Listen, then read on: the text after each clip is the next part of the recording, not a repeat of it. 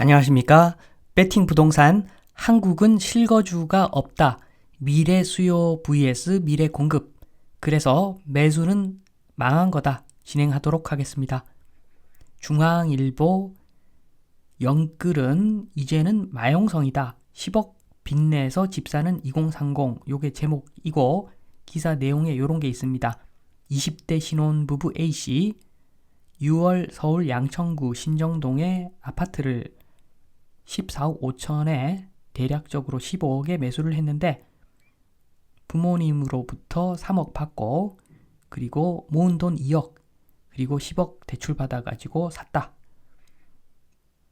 그리고 대기업 다니는 A씨 부부의 합산 연소득은 세전 1억 2천만 원 정도 된다. 그래서 DSR도 40% 넘지 않고 그리고 원리금으로 매월 400만 원 가량 부담하는데 향후 집값이 오를 것이라는 판단하에 과감하게 10억 대출을 받았다. 요게 기사 내용입니다.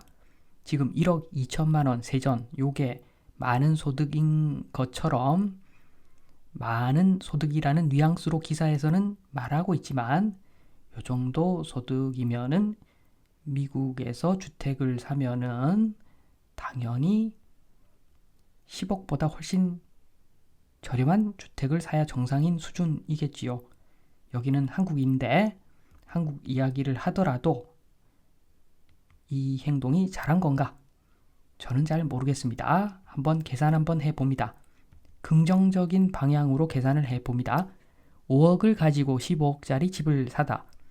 구축 대형이라고 가정을 하겠습니다. 구축 대형 샀으면 어느 정도 이해는 됩니다. 그런데 아마 15억 아파트 요거 아마 대형 아닐 겁니다. 대형이 아닐 확률이 높습니다. 구축이니까 건물이 한 1억 정도 하고 땅이 14억 정도 합니다.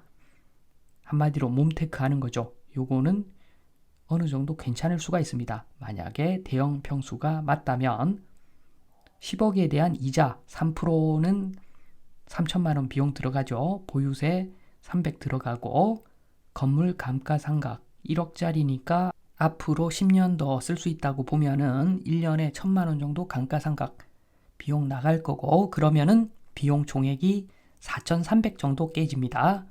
반면에 내가 여기서 거주를 하죠.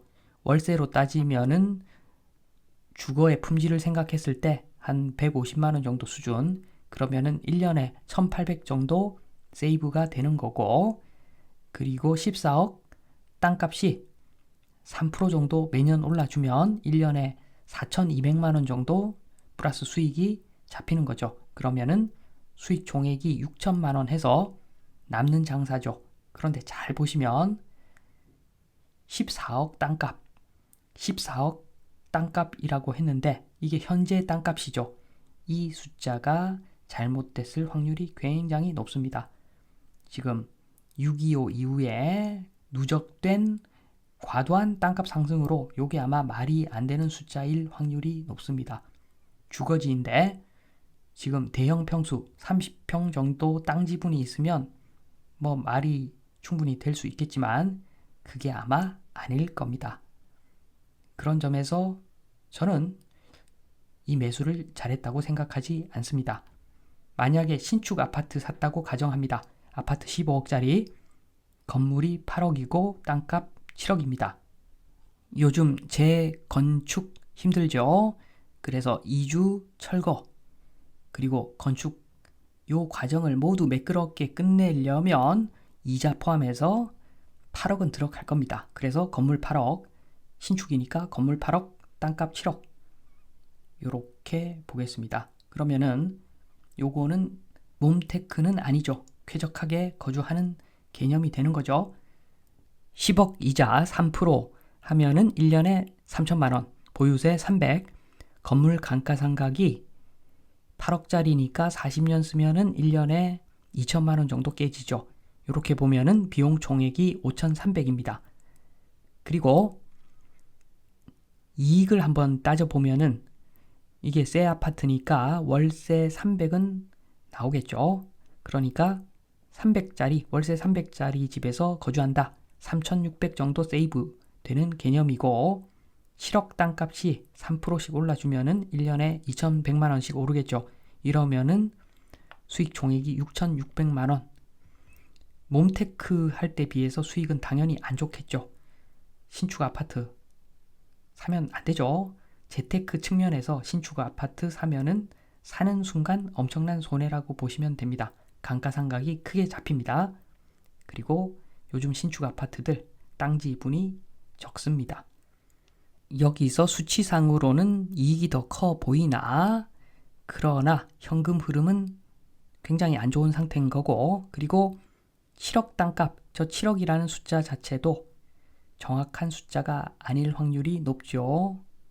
아마 신축 15억짜리 아파트 땅이 아마 땅 지분이 얼마 안 될 겁니다. 그러면 저거 7억도 안 한다는, 7억도 안 할 확률이 굉장히 높은 거죠. 그리고 3%, 땅값이 앞으로 3%씩 오른다.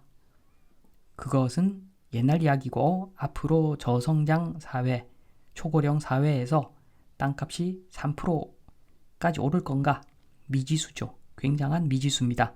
그리고 여기에 5억, 내가 가지고 있던 돈 5억, 거기에 대한 기회비용도 계산을 하면은 이거 전혀 남는 장사가 아닙니다. 어쨌거나 이것을 매수한 사람은 이렇게 계산했을 때 많이 남는다고 보고서 아마 연끌을 했겠죠. 그런데 시장이 말해주고 있습니다. 기사에 이런 게 있죠. 최근 대출이 적은 60대 이상이 집을 팔고 있다.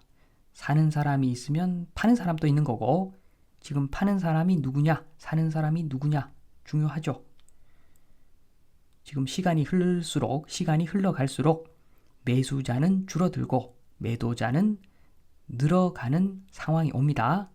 이게 똘똘한 한 채도 마찬가지죠. 똘똘한 한 채도 결국에는 매수자가 거의 없어질 겁니다. 그 이유를 보면은 일단 매수자 후보 전체 숫자가 적습니다. 젊은 사람 점점 적어지죠. 지금 합계 출산율 보시면 앞으로 매수할 사람이 점점 줄어듭니다. 그리고 매수 능력이 되는 사람들은 이미 상속증여를 받았을 확률이 높습니다. 돈 있는 집 자식들이 애도 많이 넣죠. 그러니까 거기서 또 매수자가 대거 탈락을 해버립니다. 예전처럼 다주택으로 가면 모르겠는데, 그냥 실수요 측면에서 보면은 이 사람들이 실수요 자체는 아니라는 거죠. 그리고 지방에서 돈 벌려고 온 청년들, 요러한 유입 인구가 있어서 많이 앞으로도 오른다는 이야기가 있는데, 일단 돈 벌려고 온 청년들, 지방 청년들 대부분 돈이 없습니다. 고시원, 빌라에서 아마 거주하게 될 것 같습니다. 그래서 앞으로 매수자, 똘똘한 한 채 매수자, 자력으로 좋은 직장 잡았거나 아니면은 사업 성공한 청년들인데 극소수가 될 겁니다. 이미 가방끈보다 아버지가 누구냐, 그게 훨씬 중요한 사회가 되었는데, 이런 사람들이 있으면 얼마나 있겠습니까? 매수자는 극소수라는 겁니다. 똘똘한 한 채 이야기입니다. 정리를 합니다. 기사에 있는 60대 이상이 집을 팔았다. 왜 팔았을까? 실전 경험이 많고 대출이 없으니까 이성적으로 판단을 했기 때문에 가능한 행동이겠죠. 그리고 30, 40대 빚을 내 집을 사고 있다. 왜 살까? 부동산 관련 무식하죠.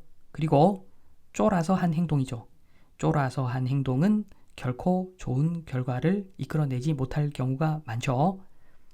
그래서 시장에서 답을 주고 있습니다. 실전 경험 많은 사람들이 팔고 있고, 경험 없는 사람들이 빚을 내서 사고 있고, 이미 승패가 결정난 것이다. 말씀드리면서 이만 마치도록 하겠습니다. 감사합니다.